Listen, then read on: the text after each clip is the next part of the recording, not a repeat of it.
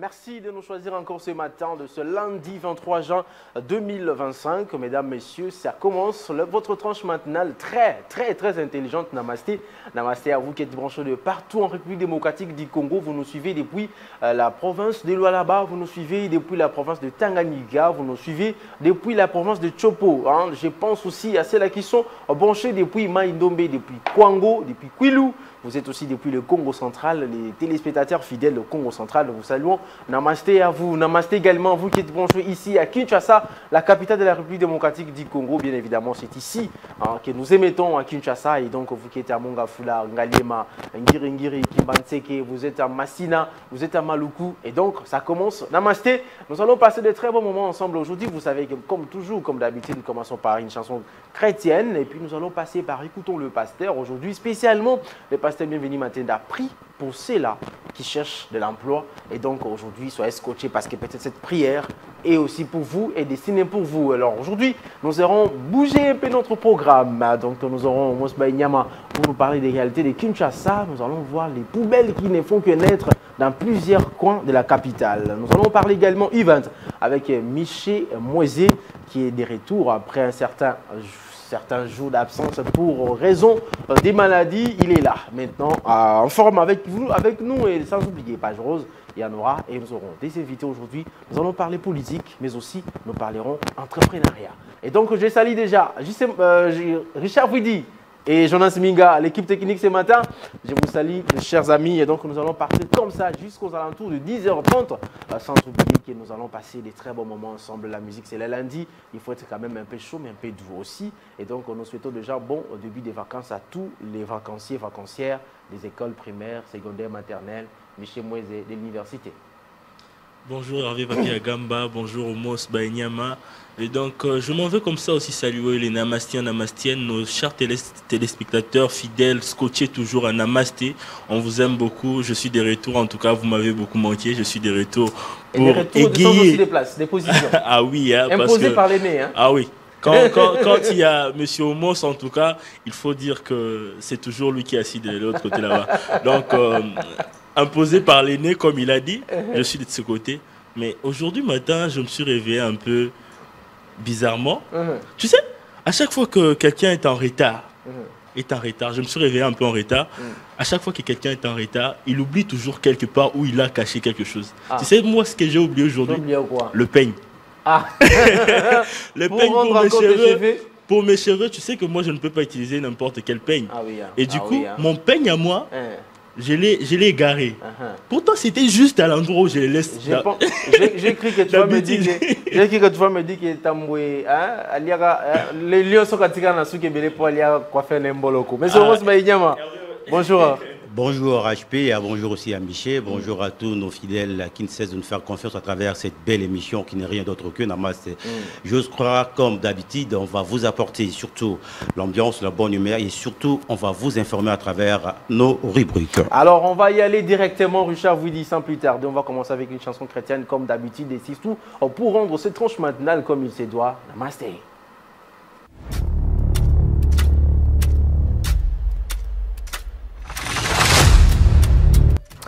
Voilà, merci beaucoup Richard Vidi de cette très belle chanson. Donc ça vous a fait plaisir, je crois que ça fait plaisir également à celui qu'on appelle Hervé Moba. Donc je vous salue et bon, en début des semaines à vous Hervé Moba. Et donc merci. Quid de l'accord RDC Rwanda, nous allons en parler avec notre invité. Et le deuxième invité déjà sera bien évidemment dans quelques minutes avec nous. Et nous allons commencer tout d'abord avec M. Emmanuel Moueng, l'habitué, mais qui nous a pris un certain moment. Et puis voilà, il est là quand même. Je comprends parfois les affaires à l'université de Kinshasa lui prend beaucoup de temps. M. Emmanuel Moueng, bonjour. Bonjour monsieur Hervé, bonjour à nos téléspectateurs, bonjour à tout le monde, à la famille, à ceux que vous suivez. Et non, je ne vous ai pas fui. Ce sont les occupations, les différentes activités. Voilà. Et les recherches et beaucoup plus de temps pour lire. Ah, pour lire. Oui, oui. Nous avons d'ailleurs, en passant, je salue... L'assistanat, c'est l'obligation. Hein? Obligatoirement. Je salue le professeur Ursule Mayumbu, qui est professeur au Tchèze. avec qui nous collaborons dans le Centre stratégique pour la sécurité et la résilience sociale. Et vu le partenariat signé avec l'Université de Kinshasa et son installation en collaboration avec le département de relations internationales et de sciences politiques et administratives. Donc nous sommes en pleine recherche parce que le Congo d'aujourd'hui et de demain nécessite beaucoup plus de rationalité, beaucoup plus de stratégie, parce qu'il va falloir faire renaître ces pays. Nous sortons d'un système d'exploitation suite à la guerre et autres. Maintenant que nous embrassons la pleine gestion de nos ressources, il nous faut établir des pistes de solutions, de palliatifs pour pouvoir mieux évoluer. C'est là que ça demande la matière et la réflexion. C'est comme ça que nous prenons du temps dans la recherche. Voilà, merci beaucoup. Donc nous allons parler, Richard Vouidi, si tu peux nous afficher la thématique. Mais tout d'abord, on va quand même brouter un peu quelques biscuits parce que l'actualité l'exige. La CENCO et les CC est allé voir le chef de l'État. Eh bien, le chef de l'État catégorique refuse un certain dialogue avec Joseph Kabila, Moïse Katumbi, mais aussi Corneille Nangaa. Votre point de vue? Bon, mon point de vue est d'abord un point de vue positif par rapport à la vie du chef de l'État. Pourquoi je dis ça?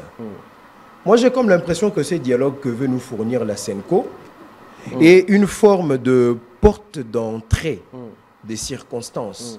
C'est comme une petite fenêtre ouverte pour permettre aux belligérants de revenir dans la scène politique. C'est que moi, je ne peux jamais accepter. Nous sommes un État de droit. On ne peut pas bâtir un État de droit.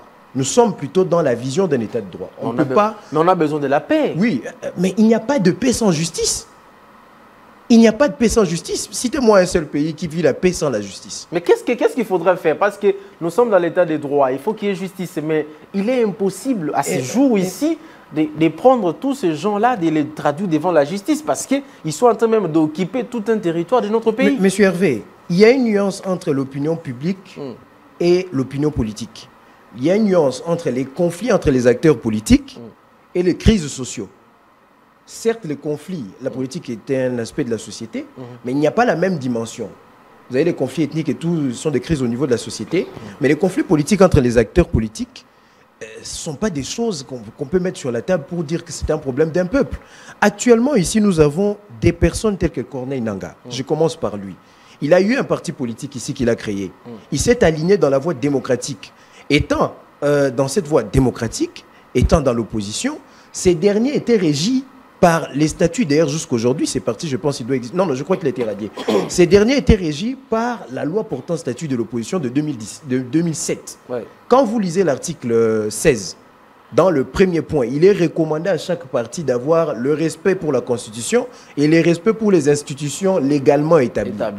Vous lisez le point 3, dans lequel on a interdit aux partis politiques de recourir à la violence comme mode d'expression, de recourir à la violence même comme mode d'accès au pouvoir.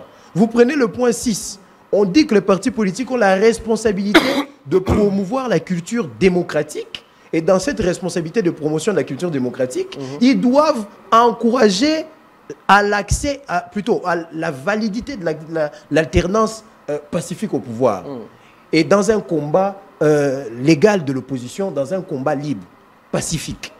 Et dans ce contexte, vous voyez quelqu'un qui a enfreint tout ce que les textes qui régissent l'opposition prévoient, qui n'a pas voulu s'aligner dans une démarche démocratique qui est régie par une loi, qui régit même le rôle et la fonction de l'opposant qu'il est, pour aller à la guerre. Et c'est à nous maintenant de l'introduire dans la démocratie comme porte de secours pour qu'il vienne dans un dialogue. Mais on n'est plus dans un pays sérieux. Au nom de la paix, au nom de l'unité nationale, on peut quand même dire, eh bien, écoutez, on laisse nos honneurs à côté et puis on les appelle pour les écouter. Parce que vous savez, s'ils n'échangent pas clairement, face à face, avec soit les représentants du chef de l'État, on ne connaîtra jamais ce qu'il veut en réalité. La même loi que je viens de vous citer, la loi portant statut de l'opposition, toujours dans l'article 16, je crois que ça doit être le point 2, si je ne me trompe pas, parle du dialogue, de la promotion, point 2 ou point 4, la promotion du dialogue comme mode d'expression.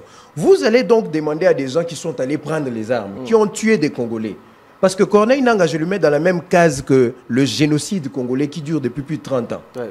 Lui aussi a sa contribution. Donc, au-dessus de tous les plus de 5 millions, plus de 10 millions de morts que nous avons eu dans ces génocides, Corneille Nangaa a aussi sa part à l'intérieur. Okay. Donc, celui-ci qui met la cerise sur le gâteau du génocide, avec plus de 7 000, 8 000, 9 000 morts civils, vous allez maintenant lui dire non, viens t'introduire dans les dialogues. Donc, on prend les armes et on dialogue après. Mais tant qu'on ne les frappe pas, non. C'est un problème. Moi, je pense que... On doit alors aller en armée, il y a une instruction en justice à la personne de Joseph Kabila. Ça, c'est pour entrer chez lui. Okay. Moi, je pense qu'on ne peut pas dialoguer tant qu'on n'a pas établi la lumière sur les faits qui se sont déroulés à l'Est. On ne peut pas venir prétendre faire la paix en marchant sur des cadavres de corps et du sang. On ne peut pas venir parler de paix s'il n'y a pas une réelle justice sociale, s'il n'y a pas eu réparation pour tous les crimes qui ont été commis à l'Est du pays. Okay. Et donc, nous devons respecter les principes d'un état de droit. Nous devons veiller à ce que les infractions, les crimes soient sanctionnés. Et c'est juste après que cela soit fait que l'on peut maintenant voir dans quelle mesure on peut dialoguer.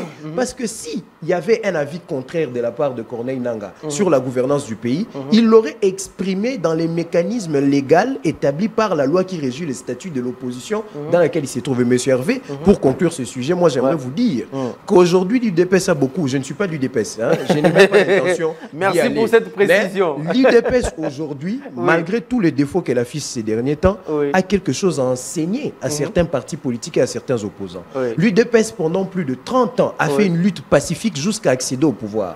L'UDPS, dans un contexte dictatorial où l'UDPS aurait pu prendre les armes, l'UDPS a préféré la lutte pacifique. Vous avez le musée Laurent Désiré Kabila, que nous appelons comme nous traitons d'héros national, qui a pris les armes et qui est venu libérer le Congo de force. Bon, c'est une libération qui nous a apporté des problèmes, mais c'est un héros quand même pour le pays. Celui-ci avait pris les armes et il est considéré comme héros. Maintenant, qu'en est-il de ce parti qui a fait plus de 35 ans sans prendre les armes et qui a fini par prendre le pouvoir et qui aujourd'hui, quand même, par son président, ce n'est pas le président du DPS, mais c'est quand même un fruit du DPS, le président de la République, nous aide quand même à avoir une sorte d'indépendance économique sur la question de la gestion de nos minerais, sur la question de la crise à l'Est.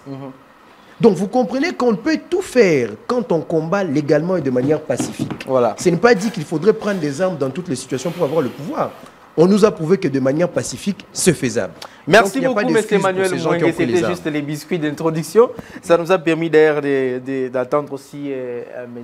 Moïse qui est là avec nous. Bonjour, déjà bienvenue. Bonjour, M. Hervé. Et je suis très content d'être dans ce plateau à nouveau. À nouveau. En face toujours de M. Mouingue.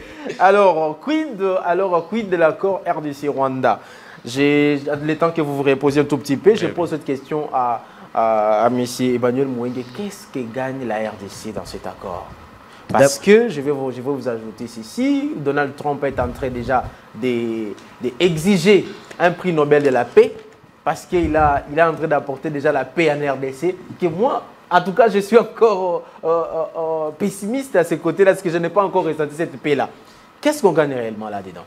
Oui, mais d'abord, moi, je suis satisfait du fait que cet accord de principe a été signé.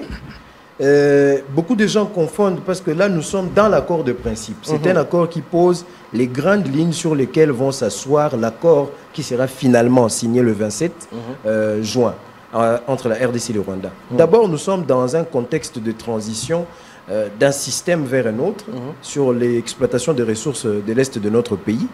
Et il faudrait qu'avant que le nouveau système s'installe, notamment le partenariat avec les États-Unis, il puisse avoir des relations pacifiques dans la sous-région et que les deux États puissent s'entendre pour qu'il n'y ait plus du sang qui coule, pour qu'il n'y ait plus de guerre. Maintenant, là où la RDC gagne, c'est dans le contenu même de cet accord, parce que dans le premier point, vous avez le respect mutuel des frontières, le respect de la souveraineté, de l'intangibilité des territoires de deux pays. Mais vous avez aussi l'aspect maintenant de l'intégration, parce que c'est un sujet qui a fait débat quand on a parlé de l'intégration conditionnelle de groupes armés non étatiques. C'est un point qui est très marquant. Pourquoi? Parce que dans tous les accords que la RDC a signés à l'époque, en ce qui concerne la résolution de la question de la guerre, notamment avec les M23 et consorts, ça a toujours été des accords qui donnent un certain axe au problème pour que celui-ci revienne sous une autre forme, notamment par les brassages, les mixages et autres.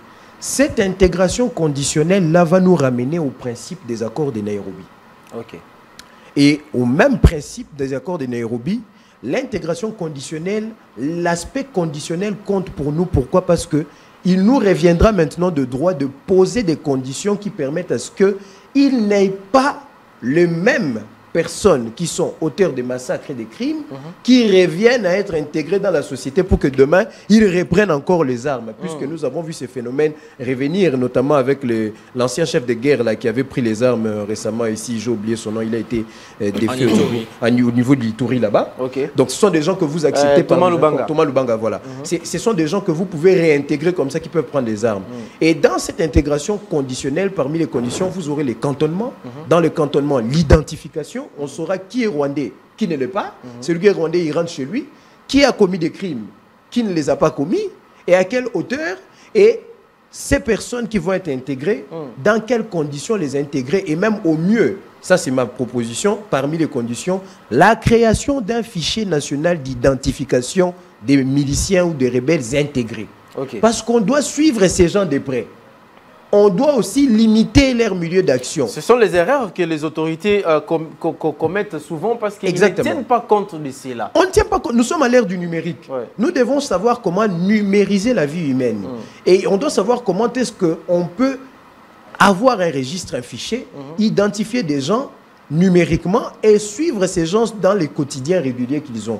Et savoir où est-ce que nous pouvons les intégrer et pour quel type d'activité. Parce que la zone où ils ont été à guerre, où ils ont profité des ressources par des tueries, c'est pas là-bas qu'on va les intégrer. Ok. On doit chercher, donc il faut tout un système qu'on doit concevoir pour contrôler et poursuivre ces gens, mais aussi dans le cadre de cet aspect conditionnel, moi j'insiste sur l'aspect juridique, il faut condamner, il faut punir ceux qui ont commis des crimes, il faut les incarcérer et aucun d'entre eux ne doit échapper à la loi. Voilà. Et actuellement, j'alerte aussi l'opinion sur ces rapports du mois de juin 2025 de Human Rights Watch qui parlent de la transplantation de population. Et cette transplantation s'est faite dans le sens où la zone occupée par l'armée rwandaise voit des civils qui viennent du Rwanda qui sont introduits dans le sol congolais. Et des autochtones congolais, on les déporte de leur milieu d'habitation pour les amener à l'étranger, là-bas au Rwanda, les exécuter et ces civils rwandais les remplacent. Voilà comment il y a un grand travail d'identification à faire pour que nous puissions restaurer pleinement la sécurité ainsi que la souveraineté de notre État. Voilà, M. Moïse, les points que M. Manuel a soulevés ici, respect mutuel des frontières. Pourquoi dans cet accord, dans cet accord de principe, on doit évoquer l'aspect mutuel des frontières alors que la charte sur les Nations Unies qui reconnaît chaque État parle déjà de ces respects mutuels des frontières? Pourquoi dans cet accord, on doit encore l'évoquer? Bon, je serai plus clair pour dire qu'il y a eu violation à plusieurs reprises de la part du Rwanda, notamment aussi d'autres voisins comme le Burundi. Récemment même, c'était encore avec la Zambie et la Tanzanie. Et bon, pour dire clairement, lorsque ces points est évoqué, c'est tout simplement pour préciser que le Congo, c'est un pays souverain et qui mérite d'être respecté. Alors, d'où l'importance... Est-ce que ce n'est pas parce que nous sommes aussi faibles de ce point de vue-là? On est faible parce qu'on n'arrive pas à gérer nos frontières. Faible, c'est un peu trop dire. Ouais. On est naïf. Voilà. Naïf aussi, c'est un peu trop dire. C'est un peu grave à dire, voilà. Mais je pense que c'est juste que nous sommes en reconstruction et la reconstruction prend du temps. On ne construit pas un pays, on ne construit pas une armée en 5 ans, 6 ans. Et je pense petit à petit. Et d'où il faut qu'on commence, comme l'a dit mon collègue ici, Emmanuel, l'identification. C'est la clé. Et la solution directe pour déjà, sortir. on va identifier, je vous laisse toujours la main, on va identifier d'abord ces criminels, il faut qu'on les appelle comme ça, alors que les Congolais même eux-mêmes ne sont même pas identifiés. On ne sait même pas si nous tous ici, nous sommes Congolais. Mais je l'ai dit souvent, hier encore je le disais, un Rwandais peut venir me dire qu'il est Congolais, oui, et je peux lui dire aussi, oui. Qu'est-ce qui prouve que tu es Congolais? Et puis il me montre, voilà ma carte d'électeur. Voilà. Il le brandit, voilà, parce qu'on n'a pas une pièce d'identité qui nous différencie, voilà, nous différencie des autres peuples. Voilà. C'est un peu ça. Alors, nous devons passer par ce processus-là, d'abord à l'interne. Mais à l'interne, il faut savoir combien d'habitants. Aujourd'hui, même l'estimation des habitants, ça ballotte, ouais. 100 millions, 120 millions, 80 millions, voilà. on ne sait jamais. On ne sait même plus combien. Quand est-ce qu'il y a eu réellement l'identification? Je crois que c'est depuis mon bout, jusqu'à aujourd'hui. Et on a fait passer plusieurs décennies sans pour autant être identifié. Et d'où l'infiltration aussi à profiter de cette voilà, de faiblesse. cette faiblesse. Même si vous dites que non, le mot faiblesse, c'est plus, Là, c'est un peu trop dit. dire. C'est un Alors, peu trop dire. mais c'est Emmanuel Mouenge, vous savez que cet accord s'est fait, le Rwanda et la RDC. Mais les acteurs en conflit qui sont sur terrain, c'est Corneille Nangaa. Mais, monsieur Hervé, nul n'est besoin d'expliquer cette réalité. Et Bissi-moi, s'il faut l'ajouter aussi. Corneille Nangaa et Bissi-moi. Aujourd'hui, on ajoute aussi Joseph Kabila. Mais ils ne sont pas autour de cette table-là. Vous pensez vraiment que cet accord des principes, et même l'accord qui sera signé d'ici le 27 juin, sera d'application? Nul n'est besoin de rappeler cette réalité-là. La thèse que nous avons défendue, que notre gouvernement a défendue avec nous, le peuple congolais, c'est la thèse d'une guerre par procuration. D'où le principe de l'agression. C'est une guerre financée, alimentée par le Rwanda. C'est une guerre supportée militairement dans les efforts de guerre et les efforts militaires par le Rwanda. Et derrière le Rwanda se cachent des belligérants européens qui ont tout un système à conserver qui est celui du pillage. C'est ainsi que même la communauté internationale, M. Hervé, par la résolution 2773, reconnaît qu'il y a une agression. C'est comme ça qu'il y a eu des sanctions de la part, par exemple, les résiliations différentes des partenariats internationaux avec le Rwanda, le contrat avec la Grande-Bretagne sur l'extradition de migrants à hauteur de 300 et quelques millions de dollars, qui sont je crois de livres ou de dollars comme ça, qui sont réclamés par le Royaume-Uni, le Canada qui a sanctionné, l'Allemagne, j'en passe. Donc, les Rwandais, en signant cet accord-là, renoncent à son soutien à la guerre. Renoncent au soutien qu'il apporte à Corneille Nangaa. Parce que qui dit Corneille Nangaa dit le Rwanda. C'est comme si pour défendre les intérêts du Rwanda, qui sont ceux du pillage, on a utilisé des Congolais tels que Corneille Nangaa pour faire la guerre. C'est ça le principe de la procuration. Donc il y a une relation, il y a un élément corrélatif entre ces deux-là.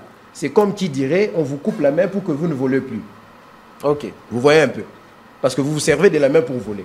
Et donc, ces financements-là que le Rwanda a donnés aux rebelles, il va cesser. Le support matériel, il va le cesser. Et vous verrez que le 80% qu'incarne la force militaire des M23 sera à terre et ces derniers seront obligés de capituler. Et même comme le Rwanda a son influence sur ces groupes rebelles, en signant, celui-ci donne des injonctions pour que tout s'arrête. Et nous retournons dans un mécanisme de relations progressivement normaux et un mécanisme de justice et de sanctions.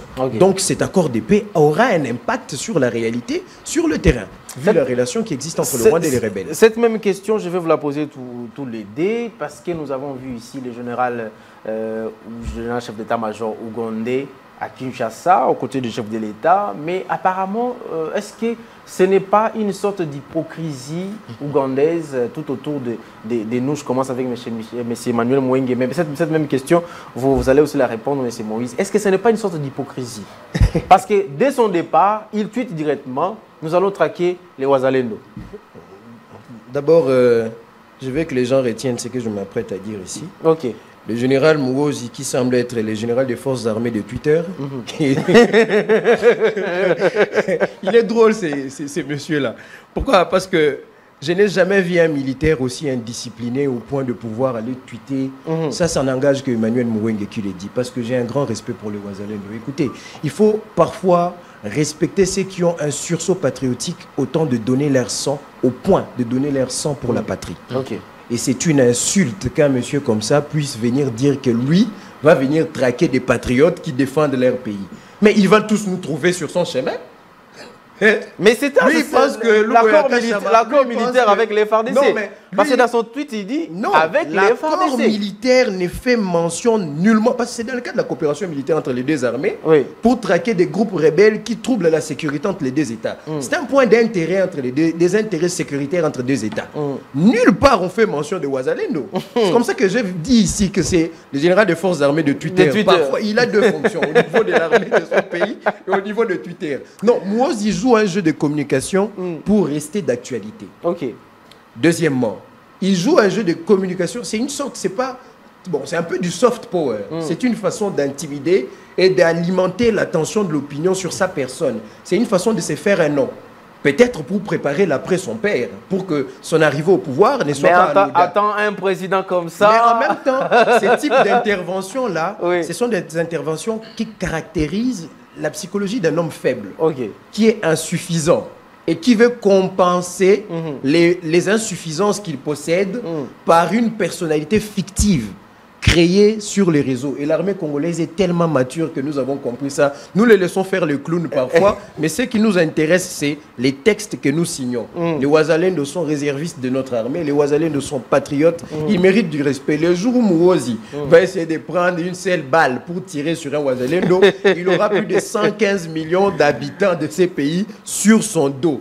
Et on verra si Twitter le saura. Monsieur Moïse, de votre point de vue, c'est la même question. Est-ce que vous pensez la même chose que M. Emmanuel Mouengi? Évidemment, évidemment. D'abord, devant le président de la République, c'est l'homme qui fait profil bas, humblement, humilié. Grand frère, il appelle Félix. Voilà. Et du coup, après son départ... Quand il fouille, c'est là qu'il va tweeter. Il va tweeter. Voilà, on se pose la question sur le terrain, il est comme un shadow, comme on dit, et voilà. Sur Twitter, c'est l'homme fort, quoi. Voilà. Mais donc finalement, on ne doit pas les prendre au sérieux parce qu'il a aussi intimidé Kacha Majoni comme ça. L'Itouri dit, si les gouverneurs militaires ne nous laissent pas d'Oka, on va les frapper jusqu'à arriver à Kisangani. Mais finalement, il va se dire que non, mon papa m'a interdit. Non, mais il a été d'abord, on lui a rappelé par le ministère des Affaires étrangères, le ministre des Affaires étrangères de l'Ouganda. Même une commission parlementaire ougandaise a intervenu contre... C'est contre d'abord... comment frapper un général militaire. Je crois que ça avait soulevé quand même aussi la population. On attendait la frappe. Voilà. Mais ce n'est pas venu. Ce n'est pas venu. Mais comme l'a dit Emmanuel, c'est dans le cadre de la coopération militaire pour traquer les ADF. Il se limite que là. Et je ne pense pas que ces tweets-là aient un impact sur les Ouazalendo, d'autant plus que ce sont des patriotes. Voilà. Et il ne peut pas s'en prendre aux patriotes sans pour autant toucher tout le Congolais en général. Exact. Voilà. Je vais toucher un sujet aussi que vous allez répondre sur la même question parce que nous allons citer déjà la jeunesse. Une activité de la jeunesse était encore organisée parce que bon, mais ceux qui vont attaquer à Ganagaya Toté, qui va bien. Alors, dites-nous, qu'est-ce qui se passe avec cette activité? Non, mais avant d'entrer dans le sujet de la jeunesse, je viens de me rappeler d'une vidéo de Kashamalou Boya. Quand il dit Nanga, tu n'as pas de frère ici.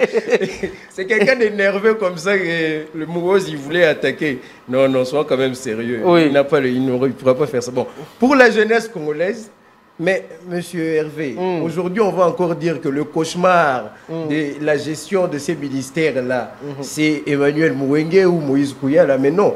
Ce que j'ai dit dans les médias en rapport avec la gestion du ministère de la Jeunesse, du secteur de la jeunesse en général, qui englobe le Fonds pour la promotion de la jeunesse, le Conseil national de la jeunesse, le ministère de la jeunesse, toutes les structures étatiques et l'air politique public en faveur des jeunes, toutes les critiques que j'ai faites sont partagées par toute la population et la majorité de la population de jeunes.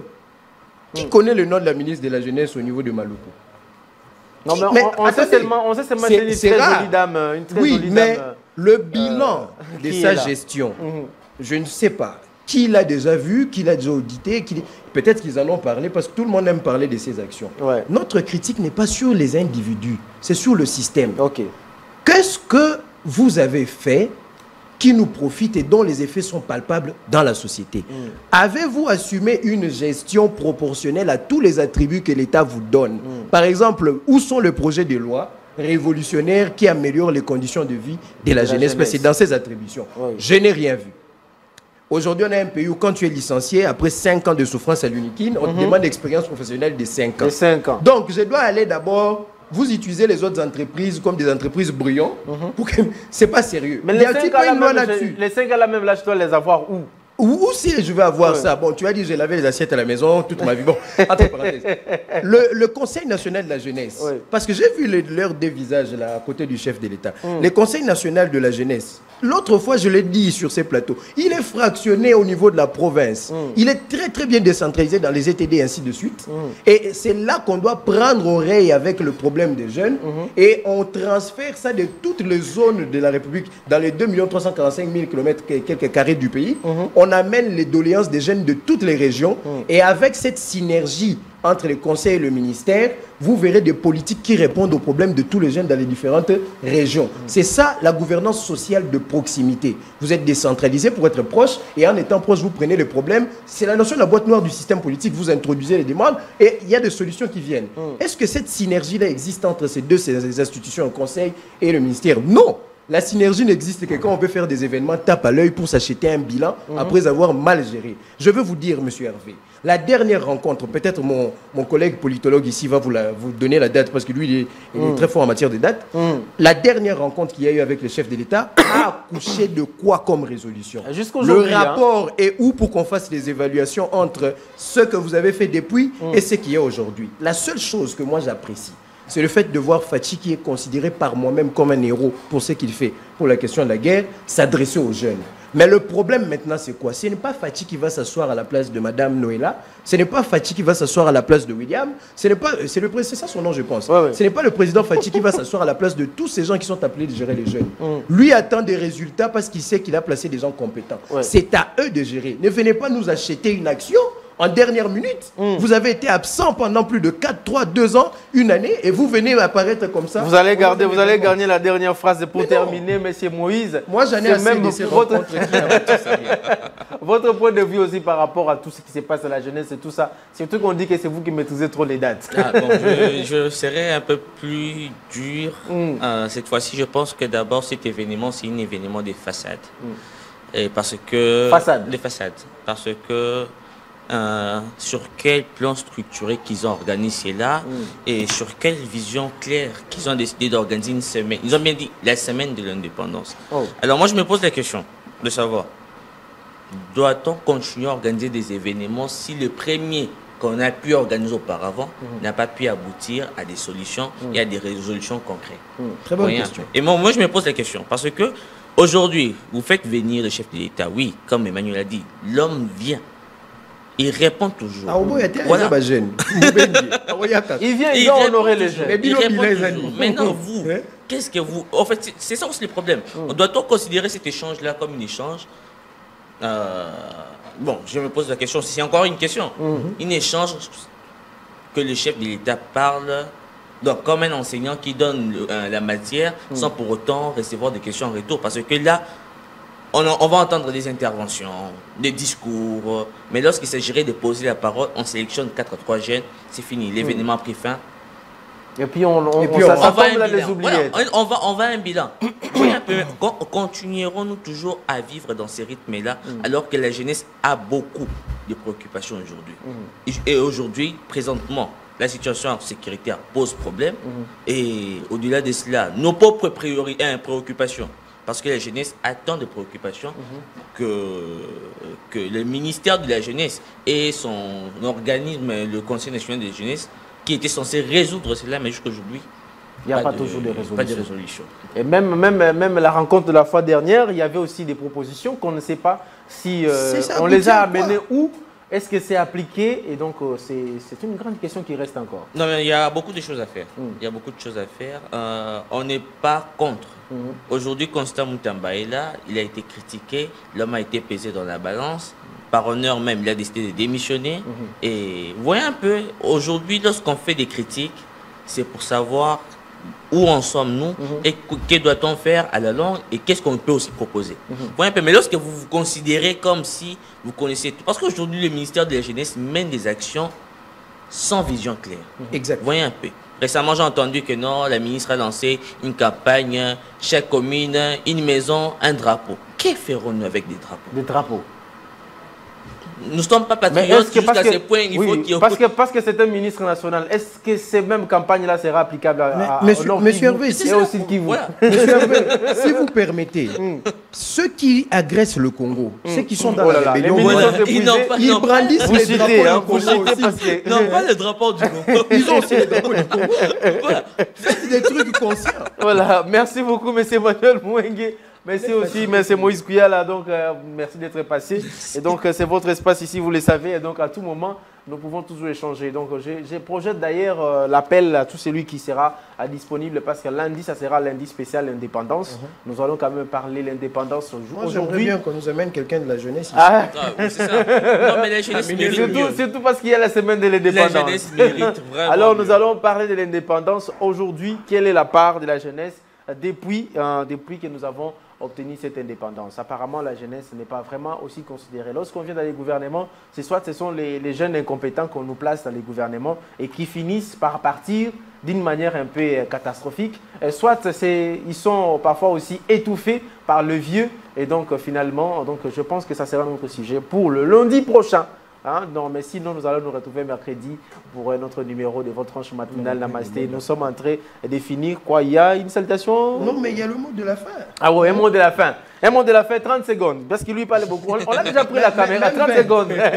30 secondes. Non, même 20. Ceux qui recrutent les jeunes à l'est du pays font référence aux problèmes sociaux des jeunes. Pas d'emploi et ainsi de suite. Et tout ça. Pour vous combattre, l'ennemi utilise vos faiblesses. C'est connu. Il est temps de penser à placer des gens compétents et conscients qui, au contraire des arguments que l'on peut utiliser contre les faiblesses de la gouvernance, ceux-ci peuvent dire que certes ça existe, mais nous avons un début. Okay. Et ce sont des gens de qualité et des jeunes recherchés. Force à Constant Moutamba, force à nous autres. Tôt ou tard, je vous le dis, Mouengeli, Emmanuel, Moïse Kouyala et tous ceux qui pensent comme nous finiront par prendre le pays et le gouverner pour le bien-être des autres. 15 secondes, M. Moïse. Non, je vais juste... parce que tout a été dit, mais moi je pense que les jeunesse méritent mieux. Ils méritent des dirigeants capables de mener des actions concrètes pour son développement et son épanouissement. Nous avons trop fait et nous avons trop dit, maintenant c'est l'ère des actions et non des discours. Merci beaucoup Richard Vouidi, merci beaucoup Jonas Simiga, merci aussi à toute l'équipe de Namasté qui était avec moi, c'est Mathieu Mospaïniama, Michel Moïse. Merci aussi à M. César Bassaï, le directeur des programmes Tristan Énergie, Lélo, merci. Le directeur des informations de la PES Télévision, Charles Mouzad, les livres, merci à vous. Merci également au coordonnateur et concepteur de cette tranche maintenant, le patron de la PES Télévision, M. Patrick Ngandou Chioyo. Merci à vous. Bon début de semaine à Maman Nathalie Chioyo. Donc, on se retrouve déjà mercredi avec moi, mais demain, retrouvez Joseph Kaloupala avec l'autre équipe, toute l'équipe en place pour vous rendre encore le meilleur de cette tranche matinale. Namasté. Ciao.